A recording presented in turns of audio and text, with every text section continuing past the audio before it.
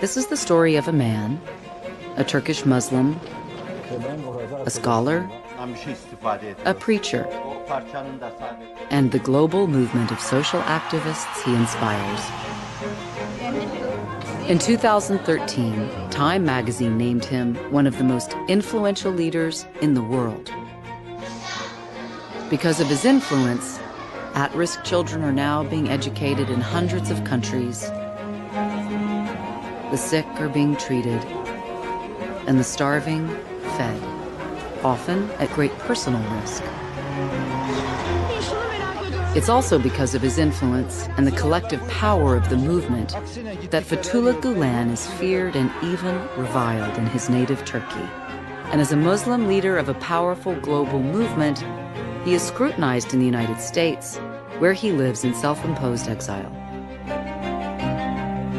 To explore this controversial holy man and the movement of Turkish Muslims he inspires, we're going to examine Turkish history and Sufi mysticism, and go to just a few of the places where these idealists are working to serve humanity in order to please God.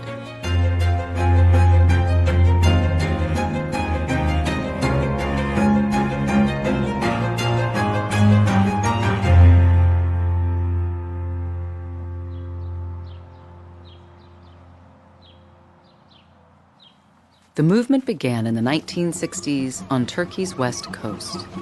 Fethullah Gülen was a young preacher at the time, and his sermons were radically different from other religious men. Normally, we go to mosques and we hear preaching about Islam, how Prophet behaved like this is what is written in Quran, etc., etc. I remember him speaking to university students. They were talking about thermodynamics and the first law, second law. After explaining this scientific issue, he added some verses from the Quran, and I was shocked with the combination of a scientific issue with a Quranic verse. Gülen's message was that these are perfectly compatible with Muslim faith. A person can be a person of faith, at the same time a scientist, can do science. Democracy is probably the best form of governance for everybody. So all his messages were positive. They were messages I was looking for. Gülen not only showed the connection between Islam and science, he made the connection between Islam and modern democratic life, as well as service to God's creation.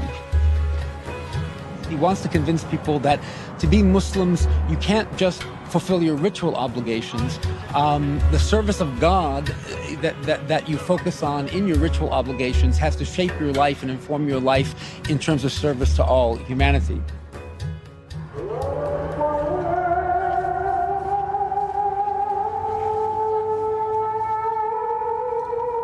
Turkey is a Muslim country, but because of its location at the crossroads of East and West, its historic appreciation of diversity, ethnic variety, mystical Sufi influences, and 20th century radical secularism, its interpretation of Islam is unique in the Muslim world. Since they were on the very edge of the West, they were on the edge of Europe, they discovered modernity before other Muslim societies. So when you went back to a century ago in Istanbul, you would have Muslim liberals speaking how compatible Islam and liberalism is, or how compatible Islam and democracy is, and they would have Islamic arguments for those things. The Ottoman Empire was known for its interfaith, intercultural openness. It was very hospitable to Catholics. The Ottoman Empire provided hospitality and welcome to the Jews when they were fleeing the Inquisition. Turkish Islam has been always more tolerant, basically because Turkey was an empire which lasted more than 600 years, could not be a theocracy. There was a built-in tolerance, not because they had good hearts and they were enlightened and so on, but the logic of the institution, imperial institution, forced them to be tolerant towards others.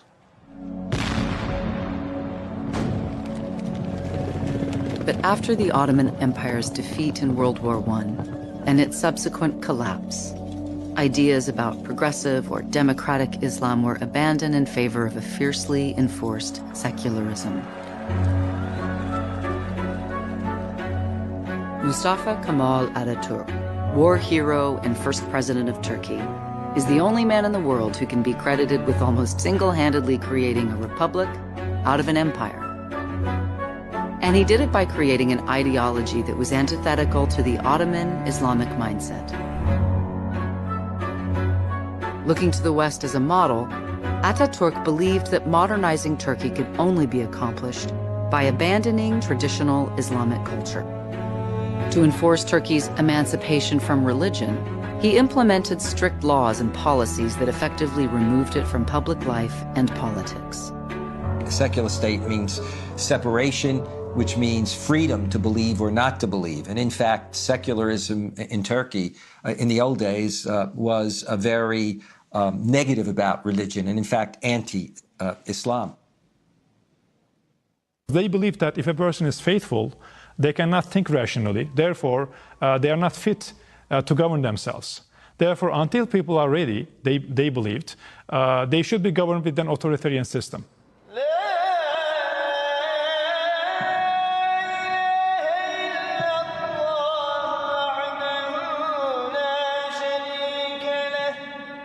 To protect the people from their own weakness for faith and maintain the power once afforded to religious authority during the Ottoman times, Turkey's secular government exercised complete control over religion. In 1966, Fethullah Gülen was a young preacher appointed to a state-monitored Quranic school, where his popularity grew in direct proportion to his pious pragmatism. He began saying, what Turkey needs right now, like all of the Middle East, is education for its young people.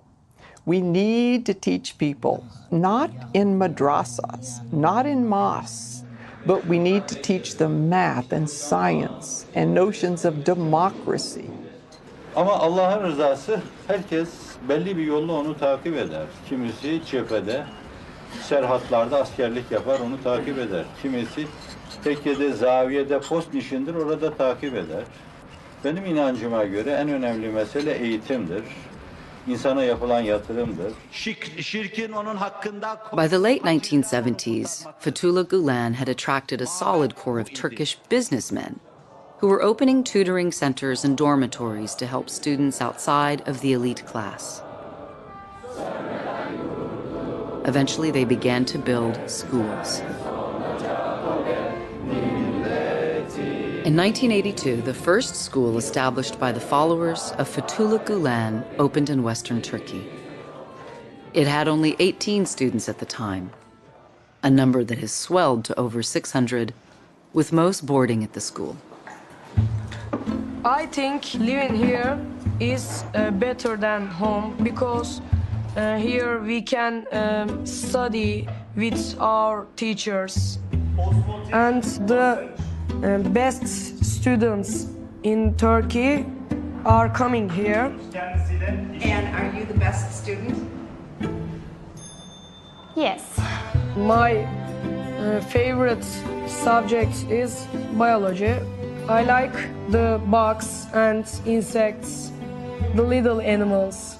I want to become doctor, and I want to go to the different country, foreign country. I want to be famous like Dr. Oz. Do you have a boyfriend? No, never. Do you have a girlfriend? That's all. Gülen is not a liberal emancipator of any kind. He's a very religious person. But if I were to judge by what Gülen was preaching, he is preaching equality of sexes. He is calling on girls to educate themselves. Today, Turkey's Gülen-inspired schools are known for academic achievement, conservative moral values, and round-the-clock attention to the students. A model that opened the door to higher education for children who don't belong to the secular elite ruling class. But Fethullah Gülen's democratic vision was a global one. Dünyanın dört bir yanına göç tertip edecek arkadaşlarımız.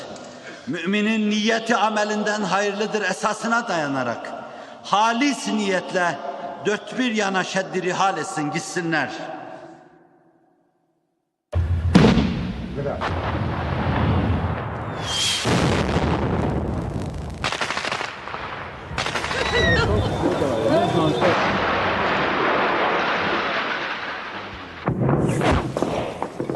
Saraybosna şehri kuşatma altında kalmış.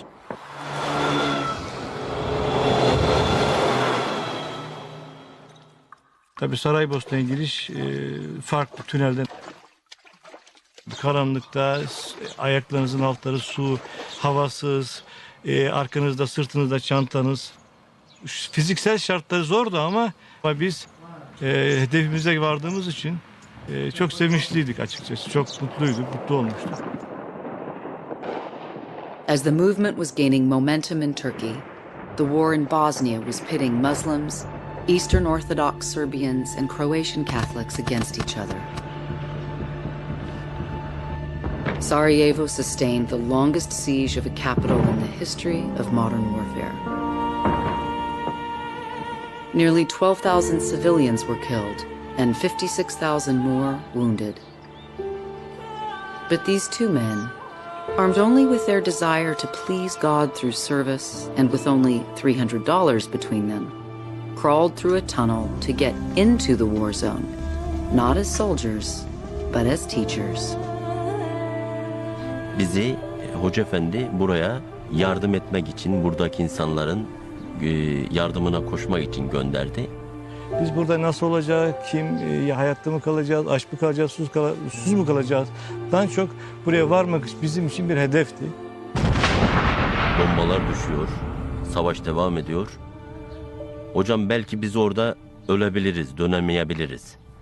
O zaman ne yapalım? İşte bizim hiç olmazsa cenaze namazımızı uzakta da olsanız kılabilir misiniz?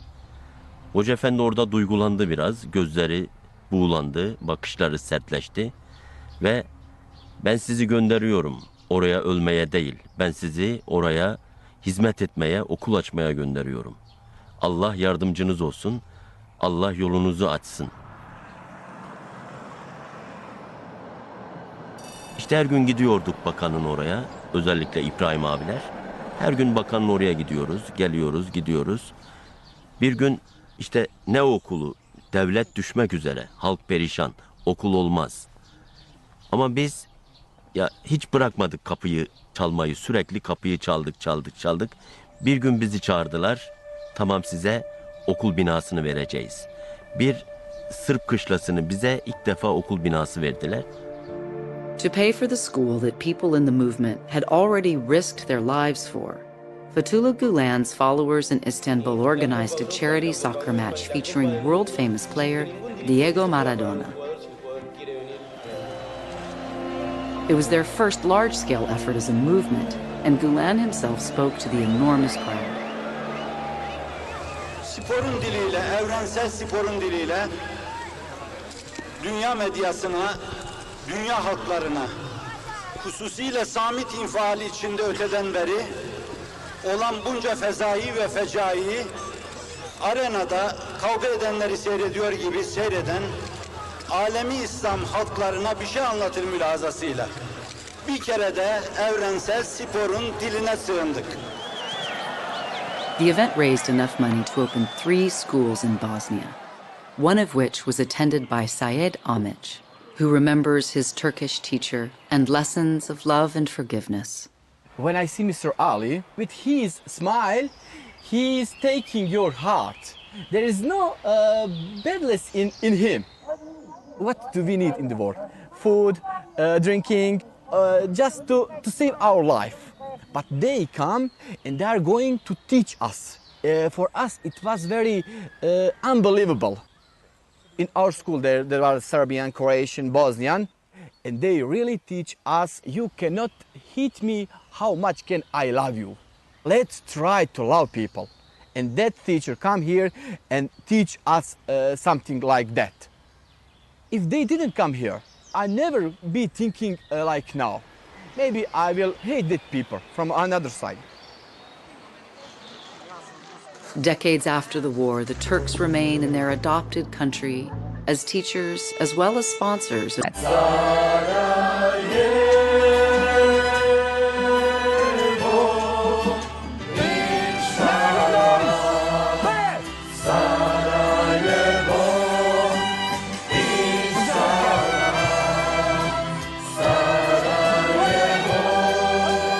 We live together and we sing together, Muslims, Catholics, Orthodox.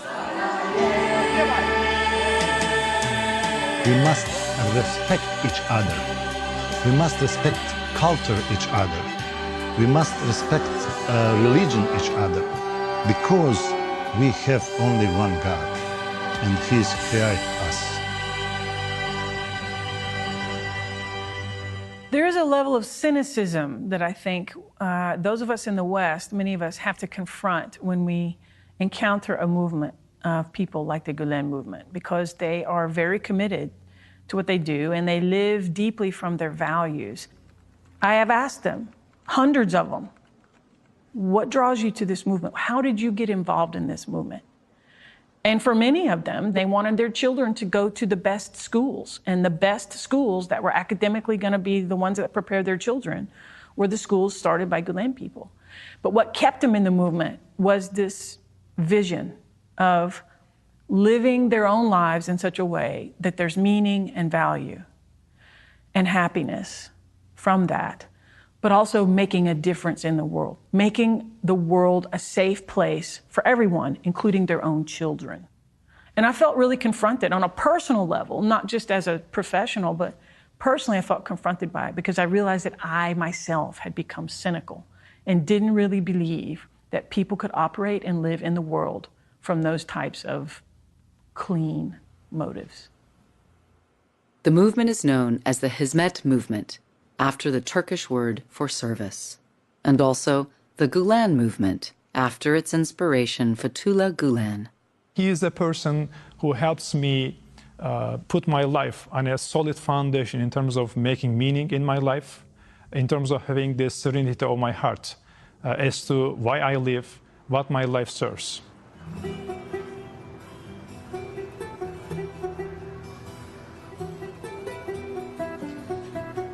There are so many things that you have to do, but you start losing yourself. So getting together in the sohbet, you restructure all your priorities, and with that, you start feeling human again.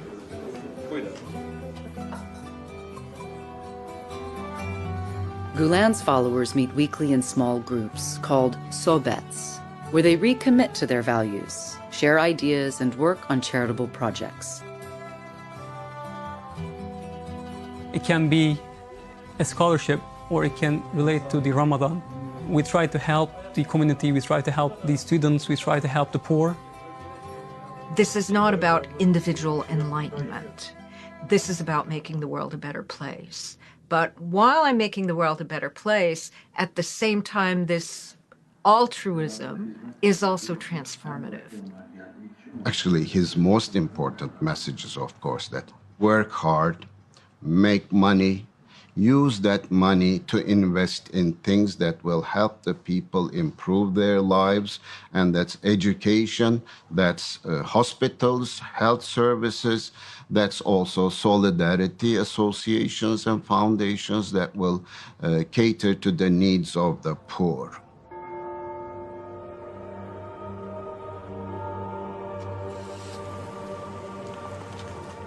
The exchange of ideas and beliefs with people of other faiths and cultures is a cornerstone of Gülen's teaching. To increase dialogue and friendship between Muslims, Jews, and Christians, Gülen reached out to Sephardi Chief Rabbi Bakshi Doron of Israel, as well as Ecumenical Patriarch Bartholomew I of Constantinople. Sayın hocamızla birbirimizi çok seviyoruz. Ve eminim ki burada hazır bulunanlardan kimse buna kıskanmıyor. In recognition of his efforts in interfaith work, the Vatican invited Fethullah Gülen to meet Pope John Paul II. Biz böyle yan yana durduğumuz zaman bazı kimseleri tanıma imkanını bulacağız. Biz hepimiz de belki bir dönemde böyle tek taraflı, sadece kendi düşüncemizi iltizam, kendi cephemizi iltizam ve karşı tarafı ademe mahkum etme, ne olursa olsun onları silme, süpürme, atma gibi mülahazalarla. Öyle bir kültür ortamında yetiştik. Belki o günlere mahsus olmak üzere hissiyatımızı ifade ederken feveranlarımız da oldu. Üslup hatalarımız oldu. Ama dünyanın akıbeti böyle çok kötüye doğru kaydığı bir dönemde.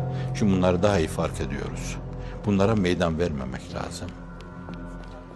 After 9/11, interfaith dialogue and tolerance became very fashionable in the world for understandable reasons.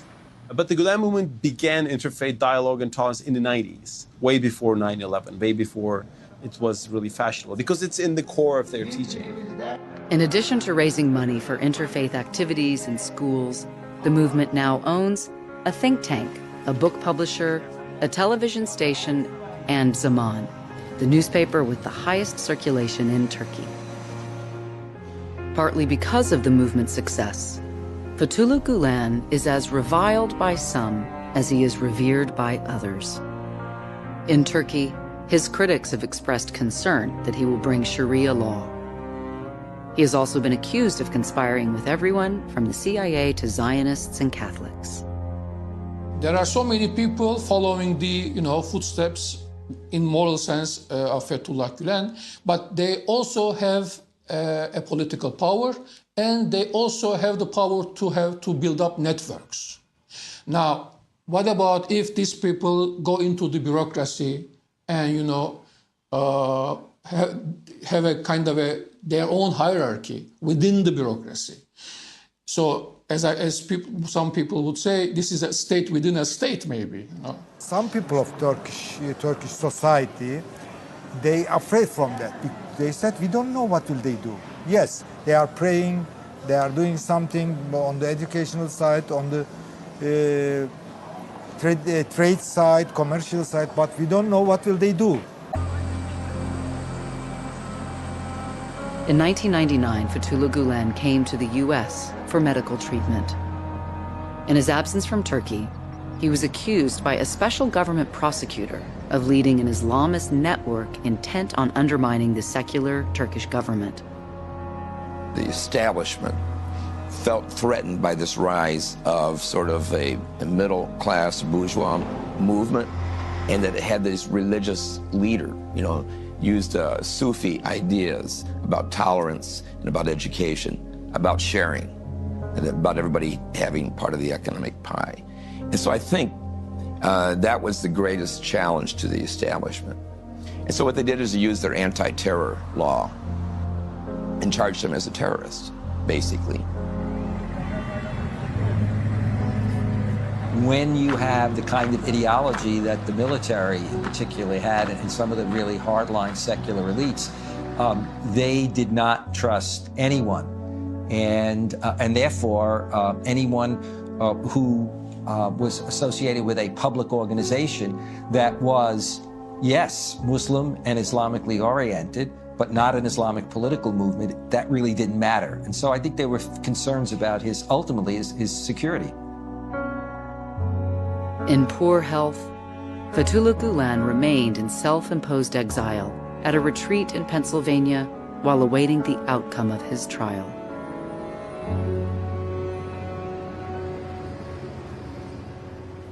The movement was already in the United States, establishing interfaith dialogue and cultural institutions. Eventually, a group of Turkish educators influenced by Gülen's ideas began opening charter schools. All of our schools are located in urban environments. So we serve predominantly minority students and predominantly students who are coming from economically disadvantaged families. So when you work with this student population, motivation is very important. I'm the college counselor, and also I'm teaching the advanced math classes. We know if you have the better score on ACT, you can get the scholarship. I am willing to help them during the summertime. At least 2 or 3 days I will be in my office. I will provide the practice tests. I had the lowest self-esteem before coming over to Horizon. It's so hard for me to learn something and to memorize it. Other schools will be like, oh, well, if you fail this class, you fail it. These teachers actually search for us and say, I want you to pass this class. And they spend as much time as you need them to explaining what you don't get, and they don't complain.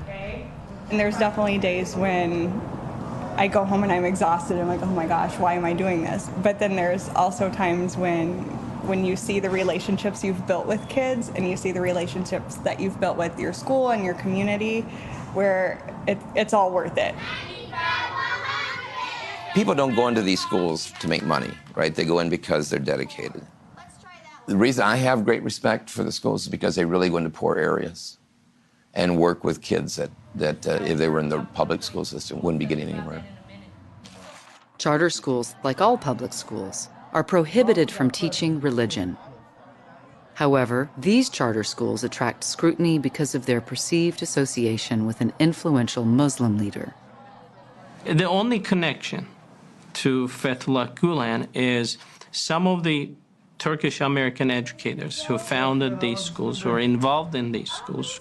At a personal level, they were inspired by Fethullah Gülen and his ideas about, serving communities, serving people, regardless of their backgrounds. Do we agree or disagree with 3? Although most of the teachers in the U.S. charter schools are American, critics point out that taxpayers are paying for the visas of international teachers and have expressed fears of insidious exposure to Islam. I think that people in the movement are concerned because they realize that even though the movement is not somehow a, quote, Islamic political movement, that's the way in which people in Turkey have tried to cast them, that is the hardline secularist, and it gets picked up in this country among those who are just simply, we have a strong minority of people who are anti-Islam and anti-Muslim. And so for them, if you say this is a Muslim movement, immediately there will be all of these suspicions about, well, what are they doing? They've also come at a time when the United States and the Western culture is in a convulsion about Islam. And there are people, huge chunks of people, who've already made up their mind that Islam is a deadly religion and that people in it are deadly, are up to trickery, and cannot be trusted. And there are certain members in that viewpoint who will never be converted to another viewpoint, no matter what anybody does. Allahu Akbar, Allahu Akbar, Allahu Akbar. Hayya ala salah,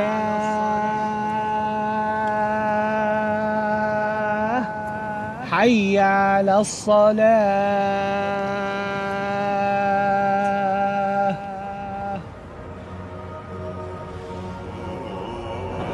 Says that a mosque that is built on God consciousness. As part of their commitment to interfaith dialogue, the movement hosts small groups comprised of people from various traditions in Turkey several times a year. The idea is Turkish hospitality on a personal level, as well as an introduction to Turkish history and holy sites. I've discovered some things about my own Catholic faith, my own Christian commitment, by seeing something very different in a Muslim's relationship with God. The difference itself invites me into deeper reflection. Why is that different? And do I envy something about that difference? I can pick up a book and read about anybody's faith or anybody's culture, right? But it will never give me the understanding an interaction with a person from that faith.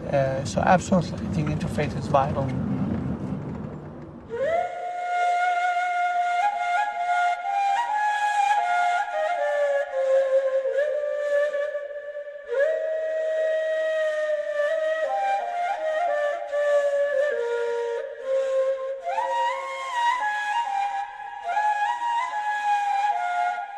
In Konya, Scott Alexander and Safa Zarzour visit the tomb shrine of Jalal ad-Din Rumi, the 13th century poet, theologian, and Sufi mystic, important to the movement for his emphasis on tolerance, reason, charity, and love.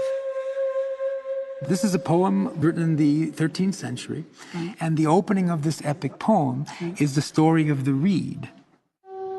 You know, it's got that evocative, breathy sound, right? But it's a melancholy sound. And what Rumi hears in it is the sound of a longing to return.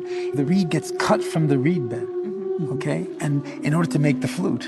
And the song of the reed is the longing of the reed to return to the reed bed. Oh, wow. And that's the symbol of the human soul that longs to return to God.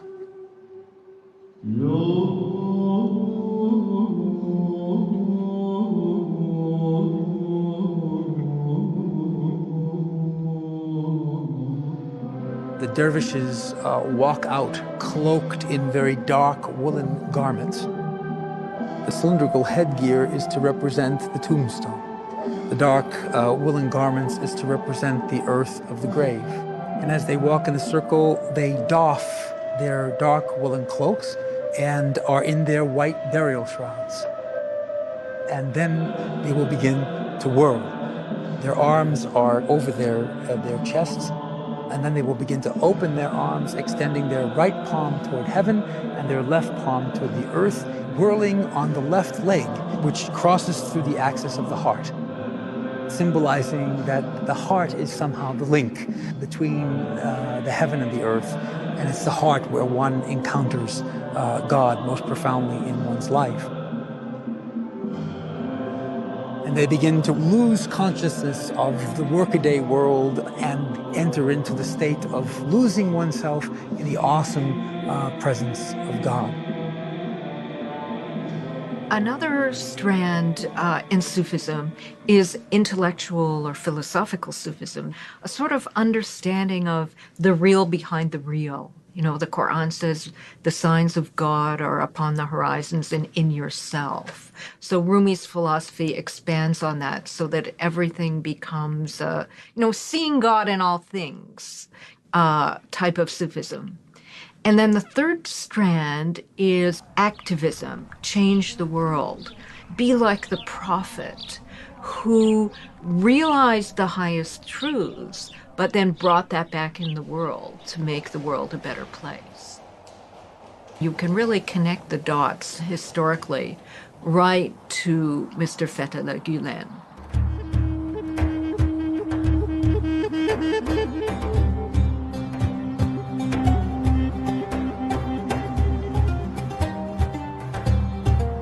I was always asking my teacher, Miss Aisha, teacher, why you came here? Why you came to this country?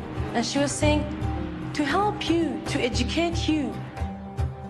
Nergis Khalid is a member of the sizable Kurdish population in northern Iraq. She was a student at one of the Gulen schools when the building was bombed during the war. The plane came and the windows of the school break down, and we said that this is the last, this is the end of the world. But the teachers here, none of them, even they didn't go to Turkey. They were here. They were calling their families, we are with them, don't be sad, we are fine, nothing is happening. It was, I cannot express it, how was it? As I said, I cannot not stop myself when I'm thinking about it. Always, I start to cry. Good morning, ladies. Good morning, teacher.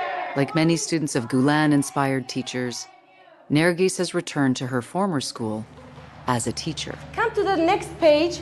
Come to the next page. Rahel, can you read it for me? Give up. Lots of times I'm thinking about the people around me, especially my students. They are really taking me as an example, as a model. Mother, when you do something, if it's correct or if it's wrong, they are imitating. Any action, any word that you are saying, anything that you are doing, you have to be careful about it. You have to be a human that God wants. Oh my God! Sister Martha Ann Kirk, a Catholic nun from San Antonio, Texas, has made several trips to Iraq to document the work of the movement. We stayed in the dorm together. In the mornings, when she wakes up, she looks to the sky. Oh, thanks God for a new day. This is something that I learned from her, to be thankful for a new day. Now I want you to tell me about what you want to be when you're an adult. I want to be an engineer. Engineer. Okay, engineer. Engineer or designer? Doctor. A doctor. How about you? Teacher. A teacher? Are you going to teach English like she does? Good. Yesterday, my mom, she was telling my father, you love Nergis more than the others. You love Nergis most. And my father always, because she is different. When I hear this answer, inside myself, I answer him, Father, it's not from me. It's from the school. I learned all these things from the school. Teachers. The former Secretary General of the United Nations, Kofi Annan, said, nothing is more important for the development of a country than the education of girls. When I was 15 years old, I decided to be an engineer. I like that because I said that for my city, engineer will be very nice because there are a lot of projects. Connie Hassan is one of the first graduates of the movement's high school for girls in Suleimania, Iraq. The most important project for me was the water project. Nearly a half of Suleimania needed that water project. Now they get water from that. We poured concrete from 6 o'clock because about 10 at night we were in here pouring concrete with the man, and yeah. How much does something like this cost? This project costs $30 million. You know that here they say that engineering is not for girls. What does your mother think of your choices? My mother, she don't agree with me, but I am very happy now. I like to do that. At first, the man didn't believe us, yeah. But now, when I showed my ability and I worked, I insisted in that. I said I can do it. And when I show my ability, now they can take me to that project, and I now continue in that.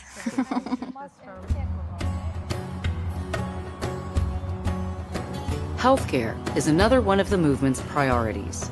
So businessmen in the movement invest in private hospitals like this one in Erbil, Iraq.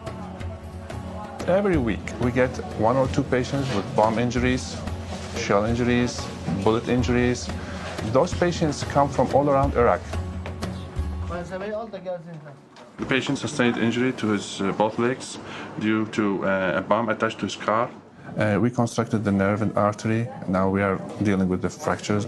The other room is our microsurgery room.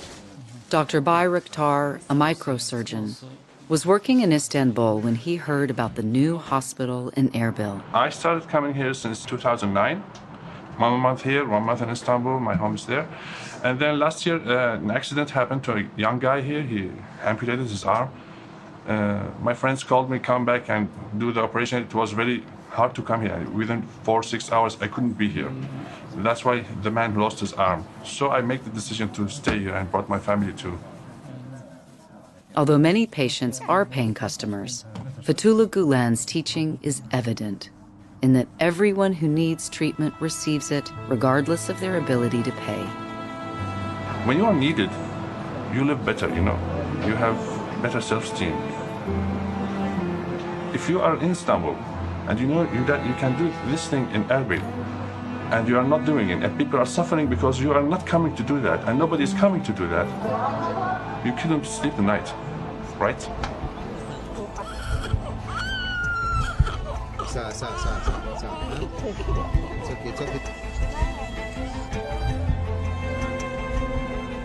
Orada günde binlerce çocuğun ölümü beni çok etkiledi ve ben kesinlikle gitmem gerektiğini düşündüm.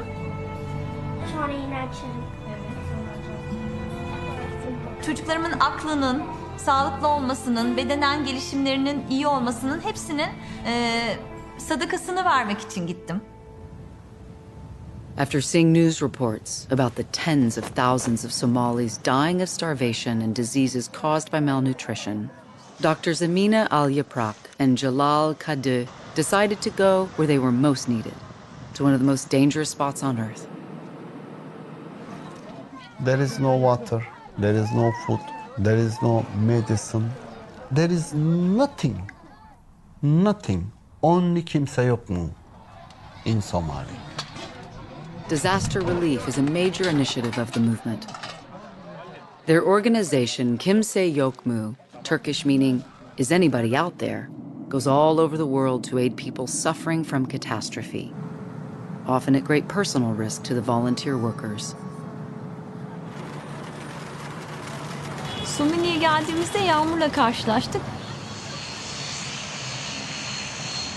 Yağmur güzeldi ama bizim için olumsuzdu çünkü karton kutular içerisinde yaklaşık 21 kutu ilaç vardı. Onların ıslanması falan endişelendirdi bizi. I bring a good ultrasound machine, which is helping to me for diagnosis, for examination the patients.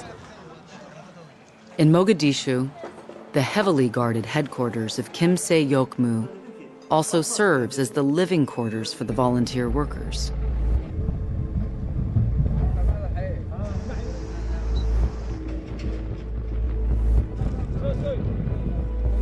Over 4,000 refugees are living in this densely populated camp alone, hoping for enough food and water to survive the famine and drought that's expected to take the lives of 1/3 of the Somali population.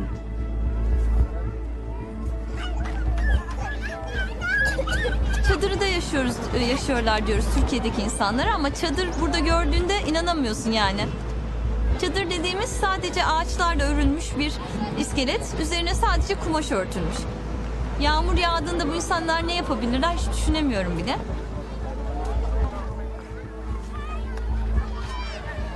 Çok kötü şartlar ya. Xanuunkeeda muxuu yahay sidee loo qabtay? Sor bakalım malaria ilaç var Yani almışlar. şey dedi, malaryası var. Bir de Tifoid. Hastaneye gitmiş mi? Dhakhtar ma tagtay hadda kahor?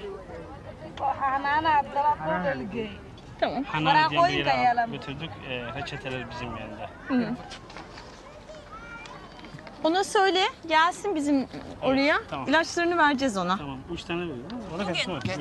Öncelikle olarak muayene ederiz onu.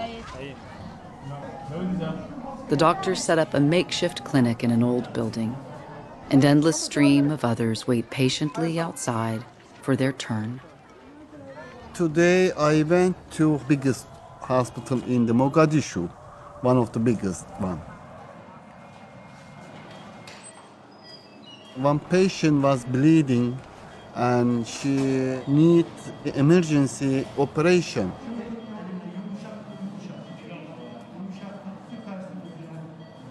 There was a big surprise for me because there is no instrument and there was 3 assistants who is trained in Turkey just 3 months.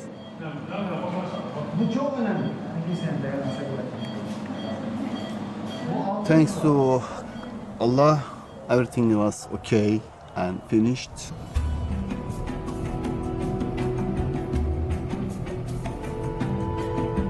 Once a month, the Kimse Yok Mu volunteer doctors go to the prison to check the health of the 1,400 incarcerated men and women.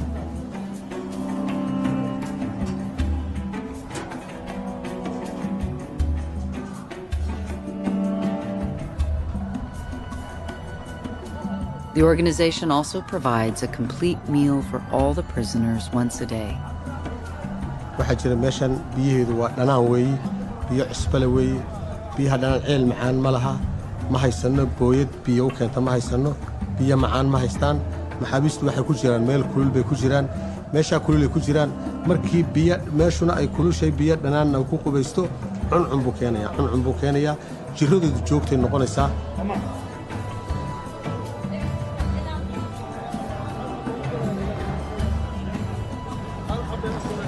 Mütelif sabun alacaktı almadı bak.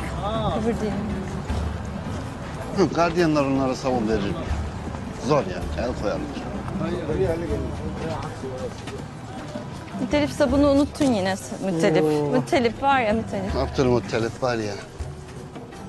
Öyle ilaç yok diyeceğim müttelif ilaç.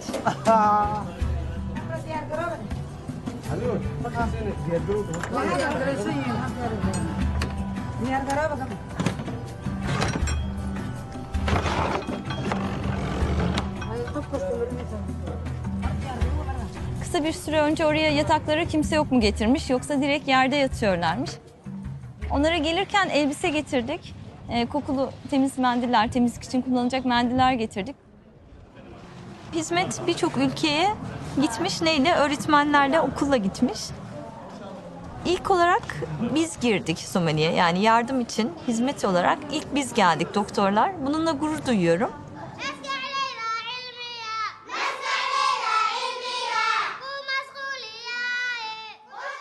There are hundreds and hundreds of social movements rooted in religious traditions. All of these movements are service movements. What is unique about the Gülen movement is number one, it's Turkish, and number two, it's Islamic. I mean, that's about it. And my take on that is, isn't that wonderful? That there's so many movements with the same goals, the same directions. I think we ought to celebrate that. There's enough work in the world, as much needy people, as we can proliferate movements.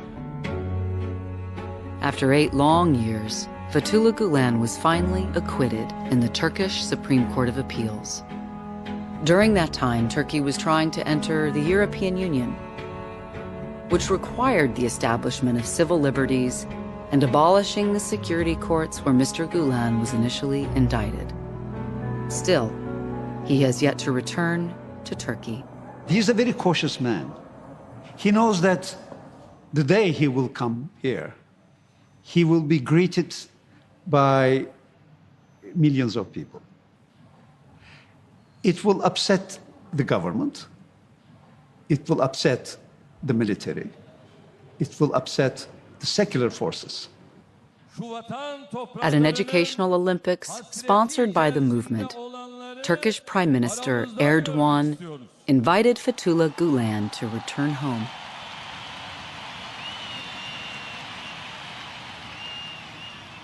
But despite a longing that's evident, Gülen regretfully declined the invitation.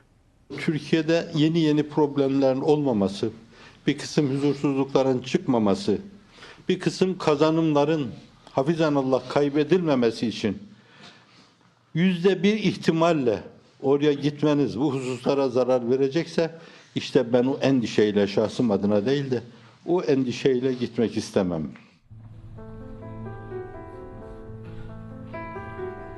I think it's really difficult to be Fethullah Gülen. Now he's an international person. He's not considered only a Turkish saying this or that, but he's considered as a Muslim leader. Whatever you say is repeated with the followers in those countries. So his message shouldn't be misunderstood by anybody on the globe, and it is very difficult. You have somebody who's come here and basically has been invisible. He does not choose to be on TV. He does not choose to move around the country to give public meetings. He does not even choose to meet with significant numbers of his followers. He lives a rather monkish kind of life. İnsanların böyle insan öldürmeye, cinayetlere, zulümlere, haksızlıklara, şiddetlere, hiddetlere kilitlendiği bir dönemde bu şiddet, bu hiddet ne ölçüde kırılabilirse ben onu şahsen insanlık adına çok önemli bir şey sayıyorum. Evet, insanların insanca yaşamalarını, insan ufka yükselmelerini, birbirleriyle sarmaş dolaş olmalarını, Hazreti Mevlana'nın oluşturmaya çalıştığı o ufkun oluşmasını, o atmosferin oluşmasını, kinlerin, nefretlerin gömülmesi, üzerine kayaların yerleştirilmesi, bir daha hortlamasına meydan verilmemesi, bunu istiyorum ben. Siz de onu isteyin.